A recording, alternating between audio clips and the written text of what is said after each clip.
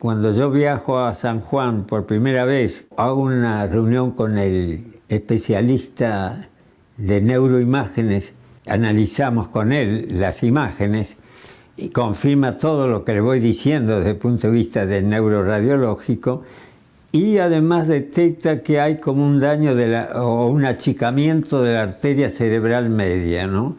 Confirmando todo esto, que había un daño en la circulación cerebral, ¿no es cierto? Por lo tanto, se siguió diciendo que el pronóstico se había ensombrecido, al contrario de lo que era la evolución clínica. Y ese fue el dato clave, ¿no? A un paciente con semejantes hemorragias, semejante hematoma y tal cirugía, lleva meses recuperar, aunque sea algo de sus funciones. Y Camila lo hizo en menos de 2 meses. Y así fue la evolución tan significativa que no era previsible desde el punto de vista médico o fisiopatológico. Camila podría no haber hablado nunca más, podría no haberse movido nunca más. Primero podría haberse muerto, que eso ya era un milagro el que viviera Camila. Le llevamos una pizarra con un marcador que tenía en casa y escribía algunas palabras. Eso fue una emoción muy grande porque nosotros dijimos, el curita Brochero nos hizo el milagro, Camila está viva, está conectada, no importa en las condiciones en que esté, ella va a estar con nosotros y nosotros vamos a cuidarla y la vamos a tener siempre con nosotros. Y el 21 de diciembre del 2013 le dan el alta, se va a su casa, se la llevaron con pañales, era un bebé. El día que se fue, lo planificamos. Era una locura los medios con saber cuándo se iba, dónde se iba, quién se la llevaba. Y nosotros la sacamos a escondidas. La sacamos a escondidas porque en realidad queríamos protegerla. Protegerla porque lamentablemente sufrió muchos daños. Y el 25 de enero Camila comenzó a caminar sola. Deambula perfectamente, tiene independencia y sociabiliza perfectamente, es una niña súper simpática y sociable. Se ha logrado muy de a poquito que su cabecita vaya mejorando y que su corazón vaya dejando de tener todas esas heridas que debe tener, porque es una criatura que sufrió muchísimas cosas. Cuando yo la veo a Camila en el colegio, cuando hago esa primera visita, voy al colegio, pero la veo nomás cómo se comporta, y llamaba la atención la espontaneidad del trato, la comunicación que ella tenía, y que era una chica muy alegre, muy expresiva, muy abierta. Les explico. Yo me llamo Camila y les voy a mostrar cómo funciona este juego.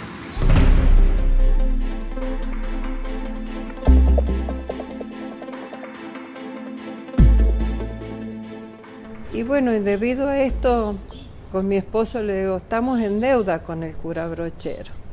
Le digo, sentate y escribí vos que tenés más facilidad, y bueno, y así lo hizo.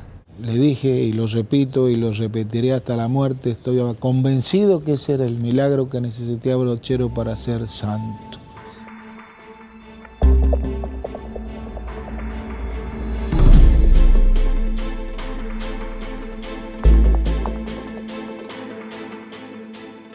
Hicimos una carta a Cruz del Eje diciendo con mi esposa, bueno, dentro de 2 años nos irán a contestar que lo han tratado, que lo han elevado, que lo han considerado. Eso fue el 16 de marzo del 2014. El día 17 me llaman por teléfono a casa, era Gabriela Talamonti, una laica, se presentó, que habían leído el mail y que querían tener más información, más noticias, más cosas sobre Camila, que nos pedían estudios médicos para que los analizara el doctor Resónico de Córdoba, que había visto también el caso de Nicolás. Inmediatamente mandamos todos los estudios a Córdoba.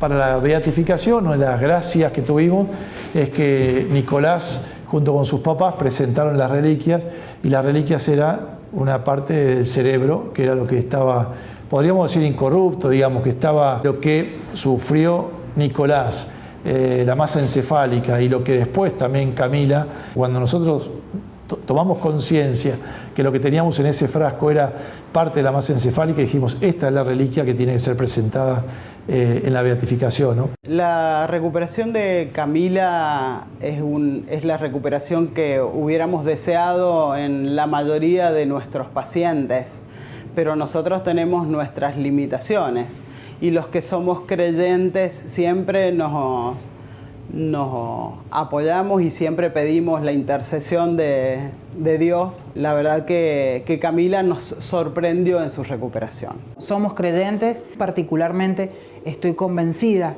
de que hubo algo más en la recuperación de Camila. Todos pensábamos que iba a quedar extremadamente secuelada, tal vez en silla de ruedas, tal vez con una gastrostomía, tal vez con una traqueostomía. Sin embargo, Camila no ha necesitado nada de eso. Nosotros los médicos somos solamente un instrumento. Nosotros no somos Dios, somos un instrumento de Dios. Yo pienso que Camila se recuperó más allá de lo que nosotros pudimos hacer desde lo científico y terapéutico.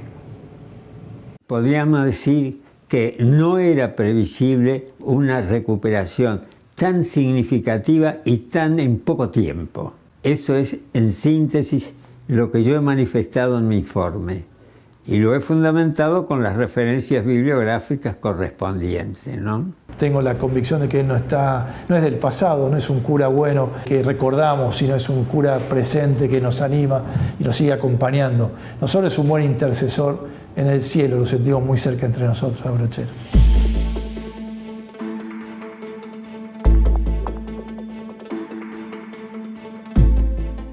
En el año 2014, habrá sido en abril, el obispo de Cruz del Eje, Monseñor Libera, me dice en la asamblea de los obispos de la conferencia episcopal que parece que hay un posible milagro en San Juan atribuido al cura Brochero.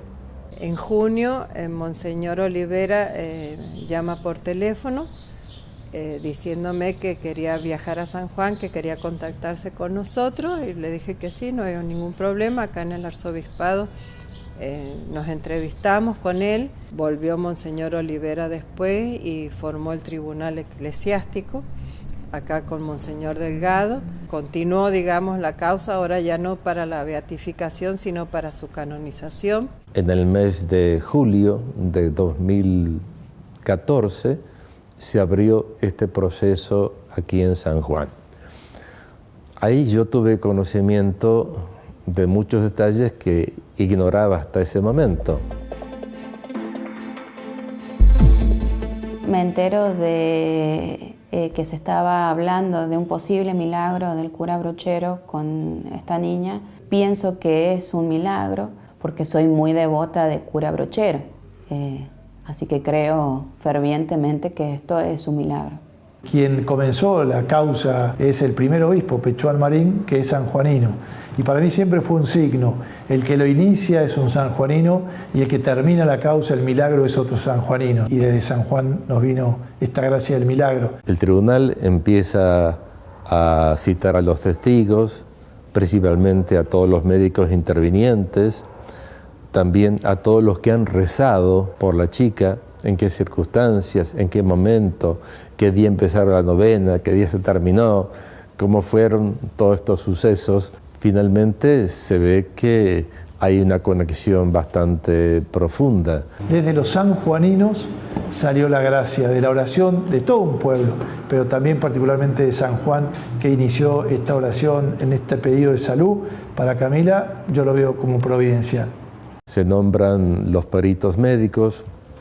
Uno de ellos es el doctor Carlos Resónico, viene aquí a San Juan, tiene una entrevista con todos los médicos, yo lo acompañé personalmente. Me acuerdo que dentro de una conversación estrictamente médica, escuchaba expresiones, dice, esto realmente no tiene explicación médica. esto es de Dios, escuchaba de otro. Es sorprendente. Qué milagro que ha sido que esté bien esta chica. Qué alegría tenemos de su recuperación. Y más o menos eran las expresiones que yo escuchaba de los médicos sin intervenir, simplemente acompañando al doctor Resónico. Y finalmente se cerró la causa aquí en San Juan en el mes de marzo de 2015.